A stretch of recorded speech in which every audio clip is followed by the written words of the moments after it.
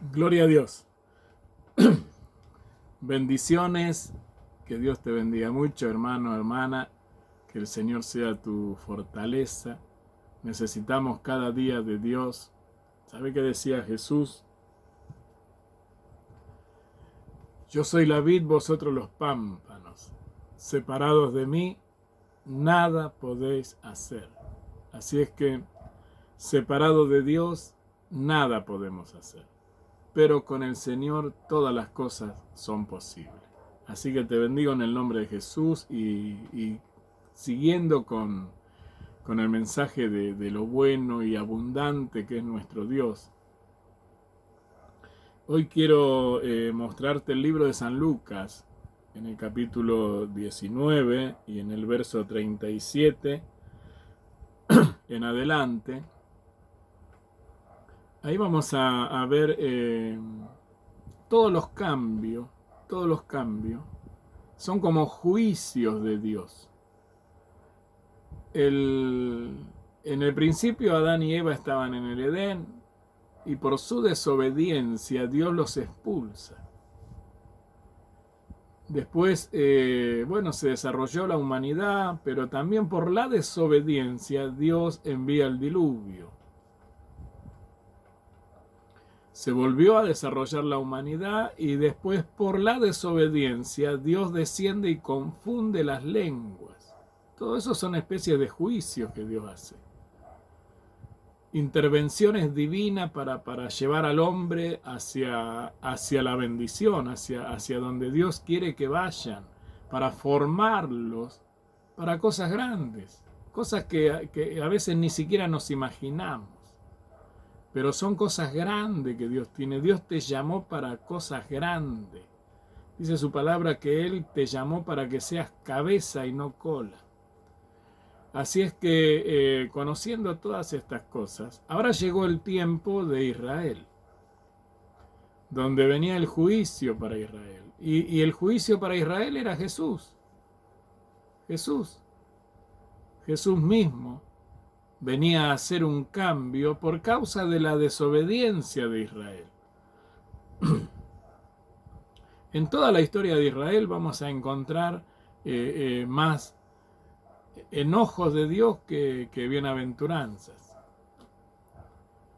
Hasta cuando el Señor a través de Jeremías dice que vendrán días donde va a hacer una nueva ley, un nuevo pacto, porque ellos no anduvieron en el pacto del Señor. Entonces ese nuevo pacto es Jesús. Pero Jesús, al ser el nuevo pacto, corre a Israel, lo corre.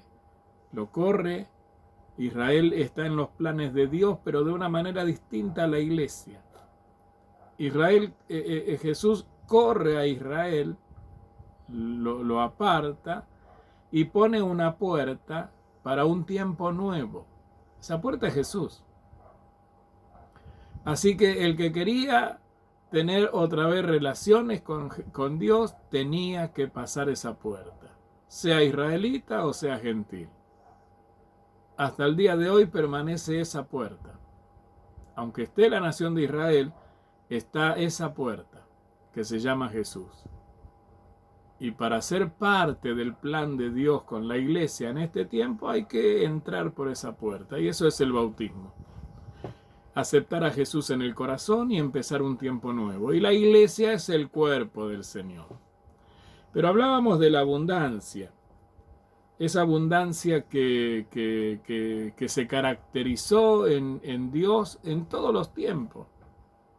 Hablamos acerca de lo que Dios le dijo a Adán y Eva. Fructifiquen, multiplíquense y llenen la tierra y sojuzguen. Hablamos también cuando viene el diluvio y se asientan las 8 personas, Dios les dice, fructifiquen, multiplíquense y llenen la tierra. Esto ya fue con Noé. Después llegamos a los días de Abraham, cuando Dios lo llama y le dice, sal de tu tierra y de tu parentela, a una tierra que te mostraré, y haré de ti una gran nación. Te bendeciré y serás bendición. Bendeciré a los que te bendijeren, maldeciré a los que te maldicen. Bueno, siempre es multitud el Señor.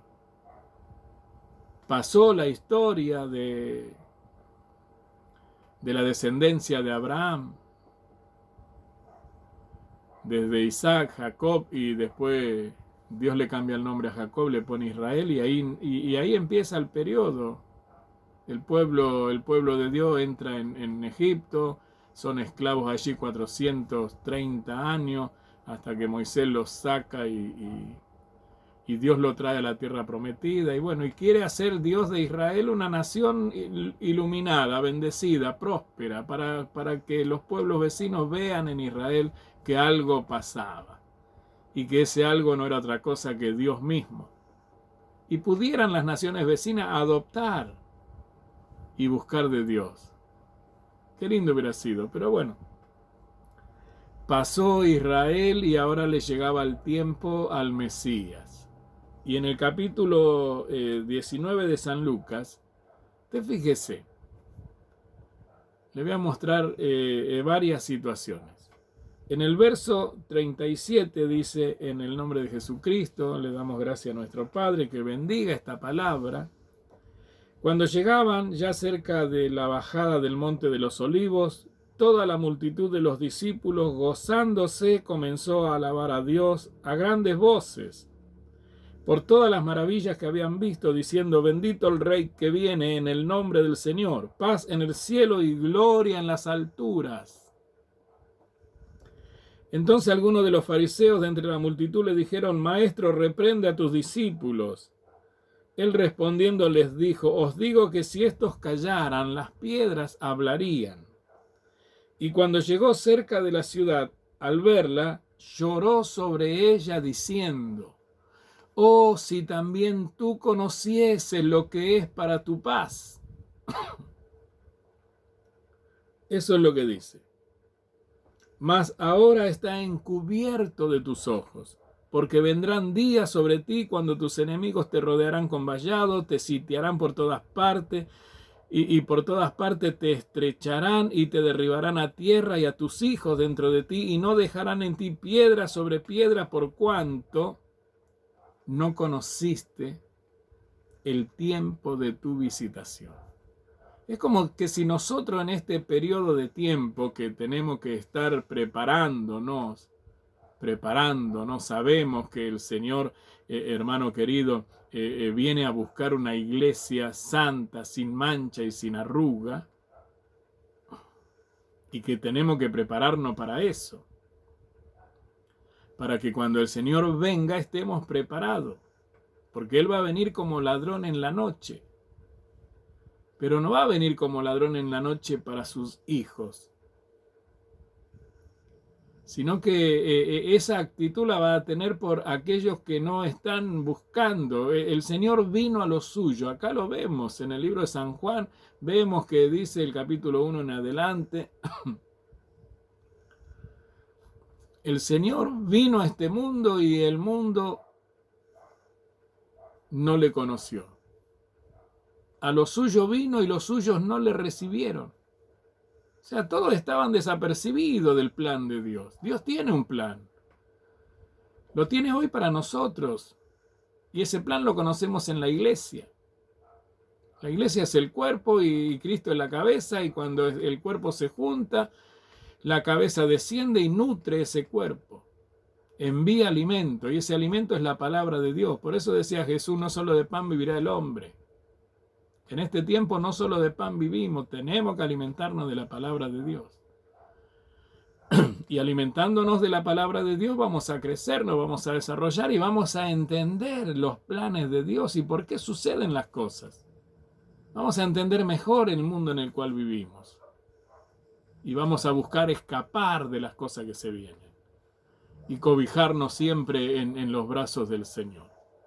Entonces, aquí en estos versículos quiero mostrarle que cuando dice: cuando llegaban cerca del monte, de la bajada del monte de los Olivos, toda la multitud de los discípulos, gozándose, comenzó a alabar a Dios a grandes voces por todas las maravillas que habían visto, diciendo: bendito el Rey que viene en el nombre del Señor, paz en el cielo.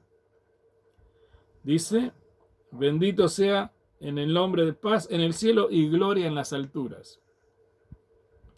Acá vemos, hermano querido, hermana, una situación de personas que estaban gozosas, estaban alegres, estaban dando palmas, cantaban, alababan al Señor, estaban entretenidos en la alabanza, en la gratitud, por todas las cosas, las maravillas que habían visto. Quizás habían personas enfermas que Dios las sanó y otras personas con diferentes personas que han vivido con espíritu y el Señor los sacó, ¿no es cierto? Demonios que atormentaban y el Señor iba dando sanidad. Entonces había un pueblo agradecido, contento, alegre, acompañando el caminar del Señor, y allí estaban, cuando iban bajando hacia el monte, estaban contentos, danzando, dando palmas y diciendo paz en el cielo y gloria en las alturas, y así alegres. Un grupo.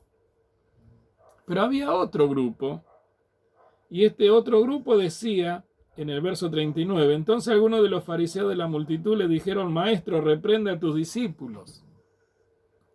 Ellos estaban mirando desde otro ángulo y estaban juzgando esa situación de gozo y de alegría. Pero ni un grupo ni el otro grupo sabía lo que se estaba viniendo. Y le digo, hermano, en el nombre de Jesús, qué triste que es no saber las cosas. Y qué bueno que es saber, porque si sabes te preparás. En este tiempo, cuando los noticieros te dicen que va a haber lluvia, que va a haber tormenta y vos tenés que salir, ya te preparás con piloto, con paraguas, vos sabés a lo que te vas a enfrentar afuera. Eso es tener conocimiento. Cuando uno tiene conocimiento, dice la Biblia que el entendido, el avisado ve el mal y se esconde. Entonces, Dios nos avisa de todas las cosas. Somos personas avisadas, está todo escrito, la historia está escrita y el Señor la trazó y el Espíritu Santo de Dios la va descubriendo y la va anunciando a la iglesia. Entonces el que está preparado, como dijo Jesús, ¿sabe lo que dijo el Señor? ¿Por qué me llaman Señor y no hacen lo que yo digo? Y hizo comparaciones. El que oye mi palabra y las hace, le voy a comparar a un hombre prudente que edificó su casa sobre la roca, que cavó y ahondó y puso sus fundamentos sobre la roca. Y la roca es Cristo y Cristo es el verbo. Es la palabra viviente. Entonces profundizó y se metió en las escrituras. Y cuando vinieron los problemas, como en estos tiempos, cuando vinieron las luchas, las situaciones difíciles, esa casa ahí permaneció firme. Pero el que oye mi palabra y no las hace, le compararé a la persona imprudente, insensata, que edificó su casa sobre la arena. Sobre cosas hermano, que a veces adornan y que no están dentro de las Escrituras. No fundamentamos nuestra fe sobre la realidad, esa fe genuina, verdadera que Dios quiere que el pueblo tenga. Porque por la fe vienen las maravillas, por la fe el cielo se abre, por la fe ocurren las cosas. Pero si nuestra fe es endeble, no tiene el fundamento de la obediencia a Dios, entonces nuestra fe no tiene sentido. La fe sin obra es muerta, y las obras sin fe también, así que las dos cosas van juntas. Le creo a Dios y hago lo que Dios dice. Eso es fe. Creerle a Dios y hacer. Y creerle a Dios es escudriñar las Escrituras. Es un tiempo donde hay muchos falsos profetas, falsos apóstoles, personas mentirosas. Dice que Satanás se disfraza de ángel de luz. Y los ministros de Satanás de ministros de justicia, cuyo fin será conforme a sus obras. Pero cuando usted descubrió al falso ministro, le robó 3, 4, 5 años de su vida. Así es que nuestra fe tiene que estar fundamentada en las Escrituras, y cuando el predicador predica, ver si está hablando lo que realmente las Escrituras dice. Y hacer comparaciones. Y usted lo va a ver porque hay una sola Biblia. Aunque hayan muchos editores, bueno, hay una. No difiere tanto una de la otra, pero hay una que es decir, el Espíritu de Dios lo va a guiar a la justicia de la verdad. Así que acá encontramos un grupo de personas agradecidas, otro grupo juzgando, pero al Señor, al Hijo de Dios. Usted es hijo de Dios, es hija de Dios. Entonces, cuando usted se desarrolle, usted va a encontrar también estas situaciones. Personas gozosas y que viven en el gozo, porque es el tiempo, es el proceso. Están creciendo y conociendo cosas nuevas y Dios los bendice, los prospera. Y personas que están juzgando.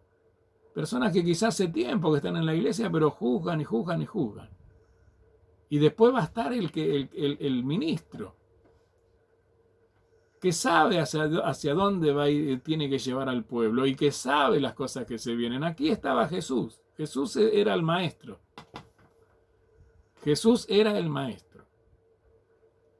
Y mire lo que él dice en el verso 41. Cuando llegó cerca de la ciudad, mientras el otro grupo alababa a Dios, mientras el otro grupo juzgaba, Jesús lloraba porque sabía qué cosas iban a venir. Iba a venir juicio sobre Israel. Iba a venir juicio sobre Israel. Entonces él se lamentaba y él decía: oh, si también tú conocieses lo que es para tu paz. ¿Y qué es para su paz hoy día? Jesús es nuestra paz. Jesús es nuestra paz. Para ellos también lo era en su tiempo, pero no lo supieron aprovechar. Y él se lamenta cuando llega a la ciudad. Él sabe que ya está llegando el tiempo en el cual él tenía que concluir su visitación y tenía que volver al Padre y tenía que darle lugar a la venida del Espíritu Santo. Él sabía esas cosas. Así como los ministros sabemos que cuando Dios nos da palabra para el pueblo, sabemos, hermano, para quiénes van dirigida esa palabra y sabemos lo que va a pasar si el pueblo no acepta esa palabra que está viniendo, que tiene que ver con el cambio de naturaleza. Tiene que ver con tomar compromiso con la vida nueva, con dejar lo viejo porque hemos muerto. El bautismo representa muerte y resurrección. Representa empezar de nuevo, representa un nacimiento. Entonces, el bautismo está representado como el cruce del Mar Rojo. De un lado estaba Israel, ahí a las orillas del mar, y más arriba estaba el ejército de Faraón, tenían el mar, y del otro lado estaba la tierra prometida. Tenían que pasar el mar. Dios hizo una obra, abrió el mar y pasó el pueblo de Dios. Y cuando quisieron pasar los perseguidores, Dios cerró el mar y los mató a todos. Y el pueblo pasó y estuvo del otro lado. Ya pasó, está del otro lado. Cuando usted se bautiza, usted está del otro lado ya. Y ahora tiene que aprender a vivir del otro lado. Hermano, hermana querida. Y así, viviendo del otro lado, recibiendo los mandamientos del Señor, las ordenanzas, entonces usted va a poder conocer más de las cosas de Dios y discernir esta situación. Discernir esta situación. De que Jesús sabía las cosas que se venían para Israel porque venía el juicio, como Noé sabía las cosas que venían para su tiempo. Y pasaron. Ahora, en el libro de San Mateo, el Evangelio de San Mateo,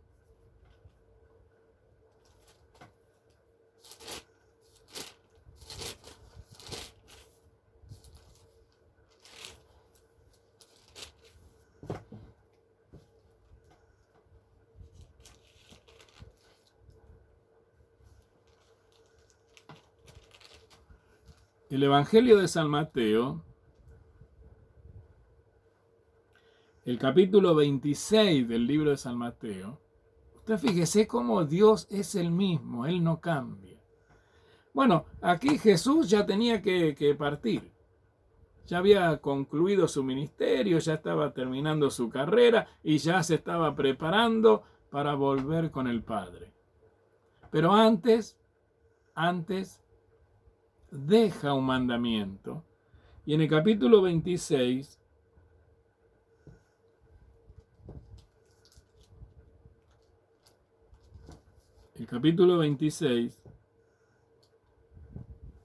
el verso 17, establece la cena del Señor. Ese es un mandamiento. Y la cena del Señor consiste espiritualmente en comer al Señor.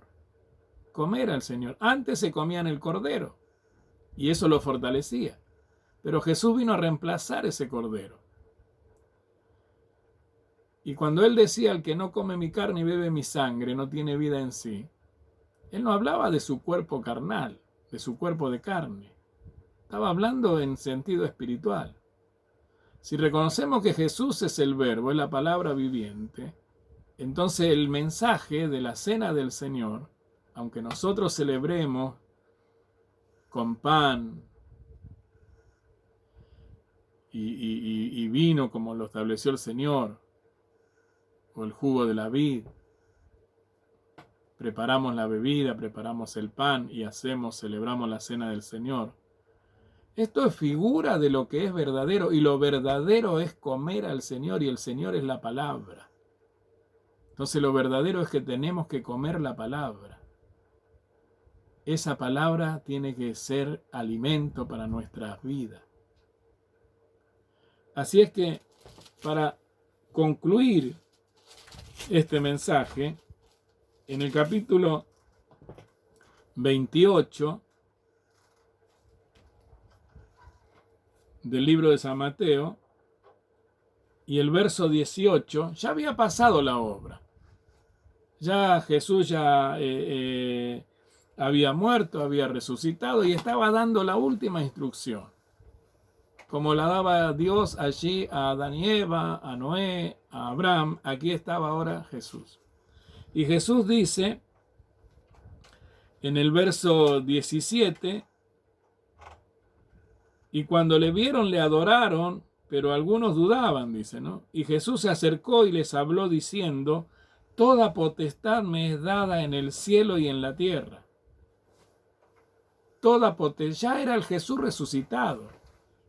Toda potestad me es dada en el cielo y en la tierra. Y fíjese lo que dice. Por tanto, id y haced discípulos. ¿A dónde? A todas las naciones. Hacer discípulos en todas las naciones. Como quien dice, desde ahora en adelante tengo toda potestad. Tienen el terreno allanado. Vayan y hagan discípulos en todas las naciones. Bautícenlos y enséñenle todas las cosas que yo les he enseñado. Se da cuenta que es un Dios de multitudes. Así es que te bendigo con esta palabra, hermano, hermana querida, y que Dios sea un Dios abundante para tu vida. Que Dios sea un Dios de abundancia y que vos puedas ir comprendiendo que Dios te llamó para cosas grandes. Te bendigo donde te encuentres en el nombre de Jesucristo y le doy gracias a mi Padre Celestial por este momento, por esta palabra, y espero que esta palabra sea de bendición para tu vida y de fortaleza. En el nombre de Jesús.